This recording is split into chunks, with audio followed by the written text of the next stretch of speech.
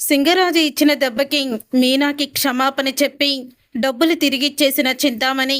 సింగరాజు చింతామణికి ఎటువంటి షాక్ ఇచ్చాడు, ఏం జరిగింది అనేది ఈ వీడియోలో తెలుసుకుందాం. వీడియో నచ్చితే తప్పకుండా లైక్ చేయండి.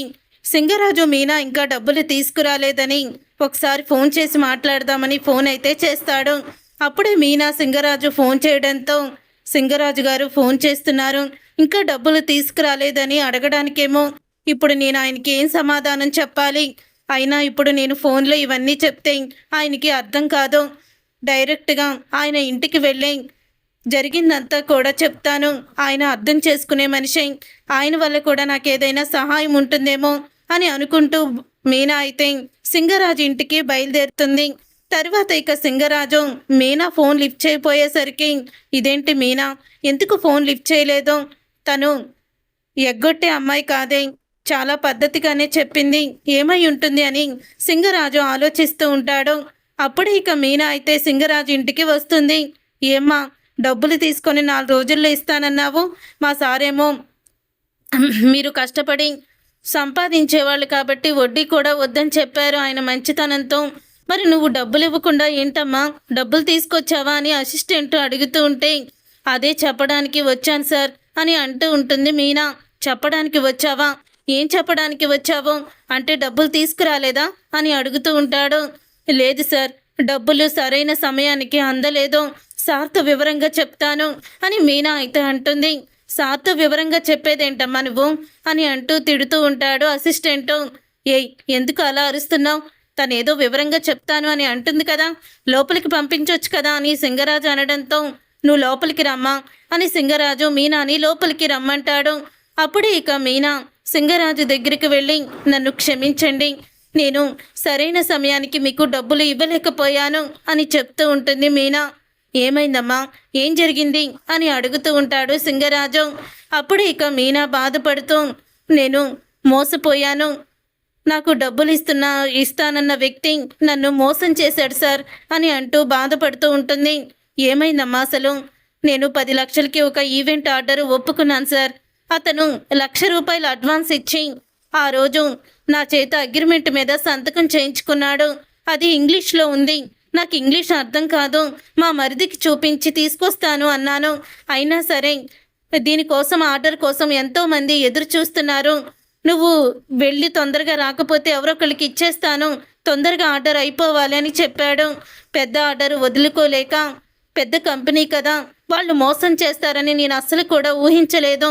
సంతకం పెట్టేశాను.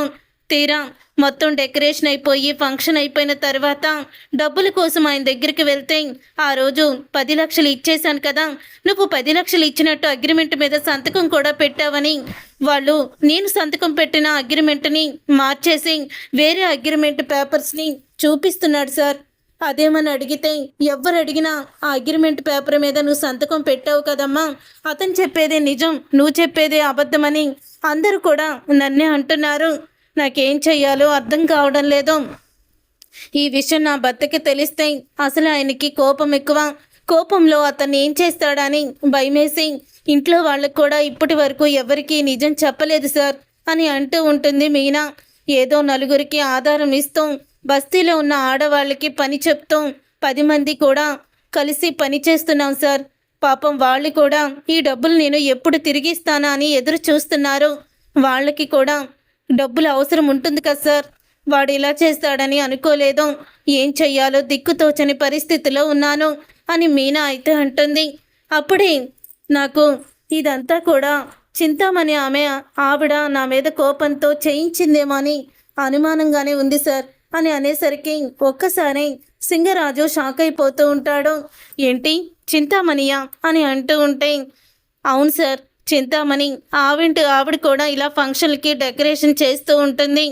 ఆమె నేను ఈ ఫీల్డ్లోకి వచ్చాక 4-5 సార్లు నన్ను బెదిరించింది. అయినా నేను బెదరలేదు. ఈ ఫీల్డ్లోకి ఎంతోమంది వస్తారు, మనం చేసే పనితీరు నీతిగా నిజాయితీగా చేస్తే, ఖచ్చితంగా చేస్తే మనమే సక్సెస్ అవుతాము అని ఎన్నోసార్లు ఆమెకి చెప్పాను. అయినా సరే తను వినిపించుకోలేదు. చివరికి మా అత్తగారు భరతనాట్యం డ్యాన్స్ స్కూల్ నడిపిస్తారు, అక్కడికి వెళ్ళి భరతనాట్యం నేర్చుకుంటానని చెప్పి మా అత్తగారికి నా మీద చెడుగా చెప్తుంది. అసలే మా అత్తగారికి నేనంటే కోపం ఎక్కువ. ఇలా ఉంది సార్ నా పరిస్థితి. ఏమి చెయ్యాలో కూడా నాకు అర్థం కావడం లేదు అని అంటూ ఉంటే, చింతామణియే నీకు డబ్బులు తిరిగిస్తుందమ్మా. ఒకవేళ తనే ఈ పని చేసుంటే తన చేతే నీకు డబ్బులు నేను ఇప్పిస్తాను అని సింగరాజు అయితే అంటాడు. సార్, చింతామణి మామూలు మనిషి కాదు సార్ అని అంటూ ఉంటే, తను ఎలాంటిదైనా సరే నేను ఇప్పిస్తానమ్మా, నేను చెప్తే ఖచ్చితంగా ఇస్తుంది అని చెప్తూ ఉంటాడు. మీరు చెప్తే ఎలా ఇస్తుంది సార్ అని అనగానే, తను నా భార్యేనమ్మా అని అంటూ సింగరాజు మీనాకి షాక్ ఇస్తాడు. సార్, ఏం చెప్తున్నారు మీరు అని అనగానే, అవునమ్మా, తను నా భార్య, కానీ మేమిద్దరం ఇప్పుడు కలిసి ఉండడం లేదు. నువ్వు చెప్పినట్టే తను ఈవెంట్ అన్నీ కూడా డెకరేషన్లు చేస్తాను అని చెప్పింది. సరే అని నేను కూడా ఒప్పుకున్నాను. కానీ తర్వాత దాంట్లో మోసం చేయడం మొదలుపెట్టింది. అందరికీ కూడా అన్యాయం చేస్తుంది. నువ్వు ఇలా చేయడం కరెక్ట్ కాదని తనకి నేను నచ్చ చెప్పాను. కానీ తను నా మాట వినలేదు, వినిపించుకోలేదు అని అంటూ ఉంటాడు. అప్పుడే ఇక ఆ మాట విని, సార్, మరి ఇప్పుడు ఎలా వింటుంది సార్, తను చేసిన మోసం ఎలా బయట పెడుతుంది అని అంటూ ఉంటే, ఉన్నమ్మ ఒకసారి అని చింతామణికి ఫోన్ చేస్తాడు. అప్పుడు ఇక సింగరాజు ఫోన్ చేయడంతో ఈయనెందుకు ఫోన్ చేస్తున్నాడు అని ఇక ఫోన్ లిఫ్ట్ చేస్తుంది. ఎందుకు చేశారు అని అడుగుతుంది. నువ్వెందుకు ఇంత మోసం చేశావు? నీ బిజినెస్ని పెంచుకోవడం కోసం ఎదుటి వాళ్ళని తొక్కేయాలని చూస్తున్నావా అని అడుగుతూ ఉంటే, ఎవరి గురించి మాట్లాడుతున్నారు మీరు అని అంటూ ఉంటుంది. చింతామణి మీనా గురించి మాట్లాడుతున్నాను. తనకి 10 లక్షలు ఆర్డరు వచ్చింది, కానీ ఆ డబ్బులు ఇవ్వకుండానే ఆ మేనేజర్ ఇచ్చానని చెప్తున్నాడు. ఆ మేనేజర్ నీ మనిషి అని నాకు ముందే తెలుసు అని అంటూ ఉంటాడు సింగరాజు. అయితే ఇప్పుడేం చేస్తారు అని అడుగుతూ ఉంటుంది చింతామణి ధైర్యంగా. మీనాకి రావాల్సిన 9 లక్షలు కూడా నువ్వు తీసుకొచ్చి తనకి ఇచ్చేసాయి. లేకపోతే నేనేం చేస్తానో చెప్పను, చేసే చూపిస్తాను. నేనంటే ఏంటో నీకు బాగా తెలుసు కదా అని అంటూ ఉంటాడు సింగరాజు. నేనేమీ చేయలేదు, నాకు అసలు ఆర్డర్తో సంబంధమే లేదు అని అంటూ ఉంటే, సరే, నీకు ఆర్డర్కి సంబంధం లేదు కదా, అయితే ఈ విషయంలో నువ్వు జోక్యం చేసుకోకు. ఇప్పుడే నేను నా ఫ్రెండ్ ఉన్నాడు కదా సిఐకి ఫోన్ చేస్తాను. ఆ ఈవెంట్ మేనేజర్ని సెల్లో పెట్టి 4 తన్నితే అప్పుడు నిజాలన్నీ బయటికి వస్తాయి అని అంటూ ఉంటాడు. అప్పుడే ఒక్కసారి చింతామణి షాక్ అయిపోతూ ఉంటుంది. మనం మాట్లాడుకుందాము, నేను ఇప్పుడే వస్తున్నాను అని చింతామణి సింగరాజు ఇంటికి వస్తుంది. అప్పుడే ఇక మీనాని పక్కకి వెళ్ళి దాక్కోమని చెప్తాడు. మీనా బైక్ కూడా పక్కన పెడతారు. అప్పుడే ఇక చింతామణి లోపలికి వచ్చాక, అసలు నన్ను వదిలేశాక మళ్ళీ నా విషయాల్లో ఎందుకు జోక్యం చేసుకుంటున్నారు? నా బిజినెస్ గురించి మీకెందుకు అని అంటూ ఉంటే, అమాయకుల్ని నువ్వు ఏడిపిస్తూ వాళ్ళని అనగదొక్కాలని ఇలా సమస్యలు తీసుకొస్తుంటే నేనెందుకు ఊరుకుంటాను అని చెప్తూ ఉంటాడు సింగరాజు. అప్పుడే ఆ మీనా నాకు పోటీగా ఉంది, నన్ను నానా మాటలు అంటుంది, నాకు రావాల్సిన ఆర్డర్లన్నీ తనే తీసేసుకుంటుంది, అందుకని ఇలా చేశాను అని అంటూ ఉంటే, అప్పుడే ఆ మాట విని, తను ఆర్డర్లు లాక్కొని తీసుకుంటుందా నీ దగ్గర అని అడుగుతూ ఉంటాడు. లేదు, తనకు వచ్చిన పని చేస్తుంది, న్యాయంగా చేస్తుంది, నీకులాగా దౌర్జన్యంగా చేయడం లేదు కదా, అందుకే తను సక్సెస్ అయ్యింది అని సింగరాజు అంటాడు. మర్యాదగా తన డబ్బులు తనకి ఇస్తావా, లేకపోతే సిఐని పిలిపించమంటావా అని అంటూ ఉంటే, ఇస్తాను అని అంటూ ఉంటుంది. నా కళ్ళెదురుగానే ఇవ్వాలి అని అనగానే, మీ కళ్ళెదురుగానా? మీనా ఇక్కడ లేదు కదా అని అడుగుతూ ఉంటుంది చింతామణి. మీనా బయటికి రా అని సింగరాజు పిలుస్తాడు. అప్పుడే ఇక మీనా బయటికి వస్తుంది. ఇక మీనా బయటికి రావడం చూసి షాక్ అయిపోతూ ఉంటుంది. అప్పుడే చింతామణి షాక్ అయిపోతూ, నువ్విక్కడే ఉన్నావా అని అంటూ ఉంటే, అవును, తన డబ్బులు నువ్వు నొక్కేసి తనని బాధ పెట్టావు, డబ్బులు ఇవ్వు ముందు అని అంటూ ఉంటాడు. అప్పుడే తన అసిస్టెంట్కి ఫోన్ చేసి డబ్బులు తెప్పిస్తుంది. ఇక డబ్బులైతే ఇచ్చేస్తుంది చింతామణి.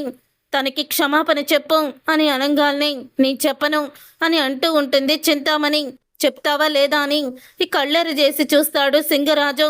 అప్పుడే చింతామణి తన భర్తకి భయపడి మీనాకి క్షమాపణ చెప్తుంది. ఇక మీనా సింగరాజుకి దండం పెడుతూ, మీరు లేకపోతే నేనేమైపోయేదాన్నో అని కృతజ్ఞతలు చెప్తుంది. చూసారుగా ఫ్రెండ్స్, రాబోయే కథలో ఖచ్చితంగా ఇలాగే జరగబోతుంది. మరి ఇలాగే జరగాలని మీరైతే కోరుకుంటున్నారా? అయితే వీడియోని తప్పకుండా లైక్ చేసి ఛానల్ని సబ్స్క్రైబ్ చేసుకొని పక్కనే ఉన్న గంట సింబలపై ఆల్ అని క్లిక్ చేయండి.